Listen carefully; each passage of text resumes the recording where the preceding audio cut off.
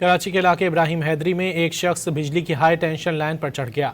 High tension line की ऊंचाई तकरीबन 100 से 150 फीट है। रेस्क्यू टीमें जाए वकुआ पर पहुंची, लेकिन मुतालिका शख्स खुद वापस नीचे उतर गया। रेस्क्यू हुक्काम के मुताबिक हाई टेंशन लाइन पर चढ़ने वाले शख्स की शनाख्त रहीम के नाम से हुई। रहीम नशे की हालत में था। इसी दौरान बिजली की हाई टेंशन लाइन पर चढ़ गया। रहीम को थाने मुंतकिल कर दिया गया। कराची के इलाके इब्राहिम हैदरी में एक शख्स बिजली की हाई टेंशन लाइन पर चढ़ गया।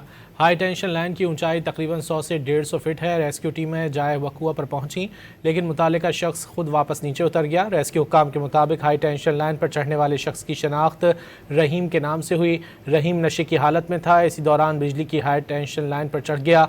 रहीम को थाने मुंतकिल कर दिया गया। कराची के इलाके इब्राहिम हैदरी में एक शख्स बिजली की हाई टेंशन लाइन पर चढ़ गया।